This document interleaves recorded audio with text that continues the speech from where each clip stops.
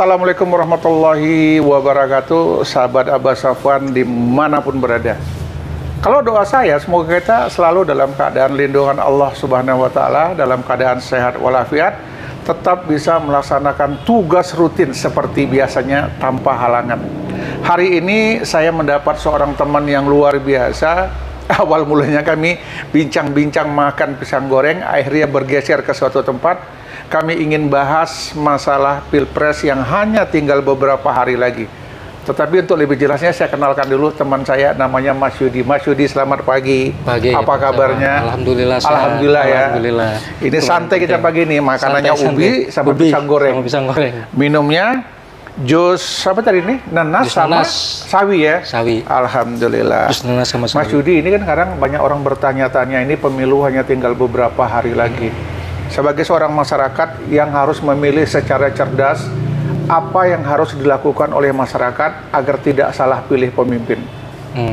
Ya, saya sebenarnya masyarakat biasa. Ini pola pikir saya sendiri ya, normal saya memang sendiri. Masyarakat yang kita panggil, kita tanya-tanya masyarakatnya. Ya, saya bukan apa-apa, biasa aja gitu. Kalau saya sih konsep berpikirnya itu yang pertama ya bagaimana sosok seorang pemimpin. Yang saya tahu itu ya pertama itu ya bibit-bibit bobotnya kan gitu kan, bibit-bibit seperti karena apa. Ini nggak main-main ya memimpin kepala negara ya betul ya. Jadi apapun gitu pemimpin kita ya memang harus pintar orangnya, harus pintar ya? Orangnya apapun yang pertama harus pintar ya, yang pintar jelas, terus habis gitu ya akhlaknya seperti apa, akhlaknya, gitu. perilakunya seperti apa, kepribadiannya seperti apa. Jadi tidak salah pilih ya. Ya gitu. Kemudian kalau kita berbicara masalah track record, tadi kan sudah dikatakan macam ketiga calon ya, Pak Ganjar pernah menjabat Gubernur Jawa Tengah. Bagaimana dalam memimpin Gubernur Jawa Tengah, dia berhasil apa tidak? Ya. Nah, ini sama-sama kita ketahui bahwasanya Pak Ganjar sendiri mengakui bahwasanya Jawa Tengah itu masih termiskin di antara beberapa provinsi lainnya. Kemudian kita kembali lagi ke Pak Prabowo. Ya, sama-sama kita ketahui kalau Pak Prabowo itu orangnya dari militer. Ketegasannya sih cukup. Namun dari segi usia, beliau sudah termasuk kategori tua. Kemudian yang kita sayangkan itu wakilnya terlalu muda. Seandainya ada pembicaraan di PBB, Pak Prabowo tidak bisa hadir. Apakah mampu seorang anak muda ini berbicara di tingkat dunia? Nah, kalau saya lihat ya, saya lihat sekasat mata ataupun pandangan saya, dia mungkin belum punya kemampuan ya, bukan tidak mampu tapi belum punya kemampuan. Karena dari segi pengalaman pun baru 2 tahun menjadi wali kota, itu pun karena bapaknya. Kalau nggak karena bapaknya, dia nggak akan jadi wali kota. Demikian juga kemarin jadi wapres ini, kalau nggak karena bapaknya, diakal-akali sama pamannya, dia bisa daftar. Kalau nggak bisa daftar. Itu sudah tahu semua lah. Kalau yang terakhir ini yang nomor 1, Pak Anies Baswedan, track record kepemimpinannya kan dia luar biasa. Keberhasilan Jakarta sudah sama-sama kita saksikan. Dan dia orangnya tidak pemarah, dia orangnya tenang, senyum, dan lain sebagainya. Wakilnya punya pengalaman kepemimpinan yang luar biasa. Karena apa? Dia sudah pernah sebagai menteri. Jadi untuk track record apa yang dilakukannya itu mumpuni. Jadi pasangan yang nomor satu ini cukup ideal kalau menurut saya. Bagaimana pendapat Pak Yudi? Ya, kalau untuk kita bicara dari nomor 3 dulu, tadi disebutkan Pak Ganjar. Ya, Pak Ganjar memang sudah pernah mengakui sendiri ya, untuk masalah track record di daerah menjadi gubernur situ ya. Ya, kita mengakui, kita sudah lihat sendiri ya, mungkin masyarakat juga bisa menilainya ya. Saya tidak menggiring harus kemana-kemana. Satu. Nah, terus untuk Pak Prabowo, saya jujur aja. Pak Ganjar lagi dulu masih. Saya tambahin dikit ya. Dia sudah mengakui tentang kepemimpinannya. Ada yang satu yang tidak bisa ditoladani. Hobi nonton film porno. Ya, kalau berarti ini kan mengajari anak-anak muda ya nonton film porno itu nggak apa-apa. Padahal bisa merusak pemikiran anak-anak itu sendiri. Kemudian dengan menonton film porno ini menyakiti hati wanita, karena pada korbannya kalau film porno itu adalah wanita. Ya, jelas. Jadi kalau memang Pak Ganjar bilang nggak apa-apa, itu tak boleh lah ya seperti itu. Ya. Bagaimana Pak Prabowo tadi? Oh ya, ini mau ituin dulu. Lanjut, silakan. Ganjar dulu. Sebab apa namanya ya, kita bilang juga karena ini manusia suka sebenarnya Pak Ganjar itu hanya mau menunjukkan inilah jati diri saya, tetapi kebaikan tetap ada, jujur, salah tetapi gitu. Dia karena publik ya, karena orang publik untuk itu pejabat seharusnya tidak mengucapin itu. Harusnya. Gitu. Tetapi pada umumnya semua pada ya mayoritas sih semua. Dia keseliu lidah itu. Ya, dia ngakui cara jujur, saya hobinya nonton film porno. Ya, tetapi dia memang itu nggak baik gitu. Kita paham nggak baik itu. Tetapi kalau menurut saya untuk penilaian itu boleh lah masyarakat mengambil nilai itu, tetapi tidak boleh mengejudge dia itu tidak bagus itu seorang pemimpin. Kita nggak tahu, mungkin bisa di situ juga bisa berubah dan lain bisa berubah ya, seperti itu bisa berubah. Nah, kenapa saya bilang itu kalau untuk keburukan itu kita masih kecil-kecil itu karena manusia pasti tidak salah gitu ya. Jadi mungkin itu aja, mungkin terrekod di dalam berbicara diplomatisnya ataupun apa gitu. Yang kedua ke Pak Prabowo, saya jujur aja 2 periode itu saya Pak Prabowo. 2014 sampai 2019.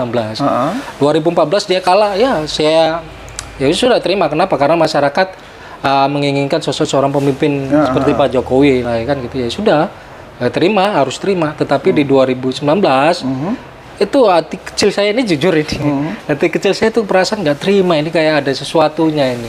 Seharusnya ini menang. Gitu. Harusnya dia menang. Harusnya dia menang, tetapi ya sudahlah gitu kan. Memang sudah yang penting negara kita ini fine-fine aja, baik-baik aja. Tetapi hal seperti itu seharusnya tidak dilakukan lagi lah kan. Saya juga favorit loh sama Pak Prabowo itu. Sama. Saya favorit. Kenapa? Karena pola pikir saya dulu ke Pak Prabowo itu, saya hanya seorang, dia bilang kan dia seorang militer ini.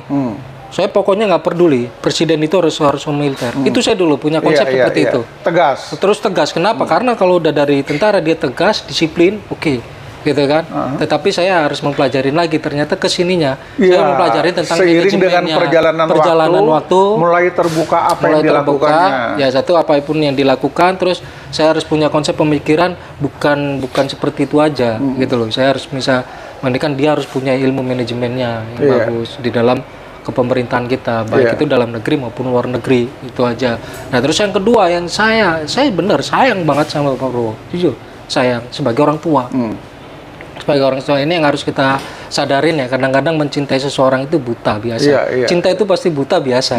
Mana masalahnya Pak Prabowo ini? Pak Prabowo ini kalau saya bilang, saya hanya konsep untuk itu ya, karena sudah usianya usianya saya sudah masalah usianya aja. Harusnya istirahat ya. Harusnya itu istirahat. Saya contoh ini, kalau saya punya orang tua ini, contoh aja ya. Saya nggak akan suruh orang tua saya untuk bekerja berat-berat. Suruh istirahat ya? Nah, saya suruh istirahat, bekerja berat-berat, berpikir yang berat. Ini kan tentang negara, bukan kita kerja dalam perusahaan kecil dan lain-lain. Ada nggak rasa kekecewaan sama Pak Prabowo dalam apa yang sudah dikerjakannya? 2014 jadi kita masih kagum, 2019 kita kagum. Terakhir sekarang ini banyak terungkap apa yang sudah dilakukannya. Dengan berita-berita tersebut, percaya atau tidak percaya, saya harus percaya. Kenapa? Karena sejarah kan masih pendek, kita bilang histori sejarah, hanya pelaku yang bisa mengakuin. Tetapi untuk mengakuin kejujuran ini berat sebagai manusia, berat. Tetapi kasat mata saya di tahun 2019 ini, terus yang bikin saya kecewa itu dia gabung masuk di kabinetnya Pak Jokowi. Itu aja. Ini ya apakah dia gabung itu salah ataupun enggak gitu kan? Apakah dia punya maksud tertentu? Saya nggak tahu juga. Kalau saya melihatnya gini ya, seperti yang dikatakan Mas Yudi tadi, jujur itu adalah perkataan yang paling mudah diucapkan tapi sulit untuk dilaksanakan. Itulah sebuah kejujuran. Di 2024 ini saya baru mengetahui ternyata Pak Prabowo pernah bermasalah HAM itu di daerah Papua. Dia menghabiskan satu kampung dan lain sebagainya. Kemudian unjuk rasa tahun 98, penculikan itu. Jadi ada latar belakang gelap oleh Pak Prabowo. Kemudian ada satu lagi yang kurang baik, dan saya juga merasa miris hati saya. India membeli pesawat yang sama dengan Pak Prabowo. India beli 27 juta euro, dapat 24 pesawat. Pak Prabowo beli 740 juta euro, cuma dapat 12 pesawat. Berarti markup-nya berapa ratus %. Nah, ini saya kecewa. Mudah-mudahan aja berita ini nggak benar. Kalau benar, Pak Prabowo termasuk orang yang kurang baik. Itu di mata saya. Iya. Kalaupun itu berita ya, kita nggak tahu kalau kita di dalamnya seperti apa gitu kan. Masalah tentang penculikan, terus masalah tentang pelanggaran HAM di Papua dan lain-lain, itu hanya orang-orang pelakunya yang memang benar-benar mau ngucapin jujur nggak. Iya. Nah, kita mau nggak mau harus terpercaya dulu. Iya. Tetapi ini kan kita bilang tadi. Tapi Pak Prabowo mengakuin kok. Nah, kalau dia akuin dalam arti kata, ini loh orang yang saya culik, sudah saya bebaskan. Berarti dialah pelaku penculikan itu. Dia membongkar aibnya sendiri. Ya, membongkar aibnya. Kalau yang 01 gimana? Oke, ya, saya setuju itu, dia mengakuin, setuju. Makanya kita harus berpikir, oh sudah mengakuin, ya kan? Apakah kita mau memilih lagi? Tetapi tadi saya bilang konsepnya terakhir itu saya hanya cuma memandang Pak Prabowo itu karena usia aja. Usia ya. Kalau kedua juga saya bilang itu kalau orang udah tua, kebanyakan ini cara berpikir kan minta dianyomin ya, maksudnya diperhatikan, bukan yang seharusnya memperhatikan, tetapi minta diperhatikan. Ya kalau contoh kayak nenek kita minta diperhatikan. Jadi dia bukan sebagai pelayan, malah minta dilayani. Minta dilayani nantinya. Jadi kan kebalik ini kalau ini konsep saya gitu. Yang berikutnya? Yang berikutnya seperti Pak Anies. Pak Anies ini saya lihat itu reward-rewardnya itu ya. Penghargaan luar negeri itu luar biasa ya. Penghargaan luar negeri. Berarti dia diakui sama internasional ya Pak Anies ini? Jelas. Jadi kan kita itu kenapa? Jangan kita abaikan yang orang-orang pintar, berpendidikan, yang bagus. Kenapa? Pentingnya pendidikan itu. Jangan dianggap pendidikan itu nggak penting. Pendidikan gitu. Satu, kemudian track record latar belakang dia apa yang sudah dikerjakannya, belum ada cacatnya, masih bagus semua rata. Akhlaknya baik. Pintar, kemudian jelas, kebapaan ya. Kebapaan. Ngomongnya sopan, halus, lembut. Halus, lembut. Nah itu yang saya bilang.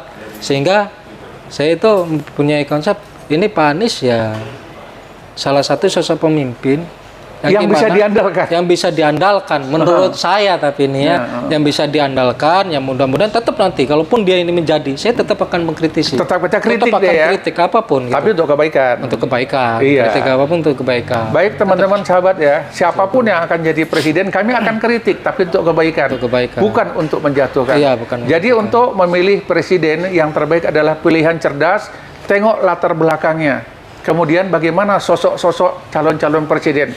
Siapa yang mempunyai track record internasional, yang diakui, yang mendapat penghargaan dari internasional.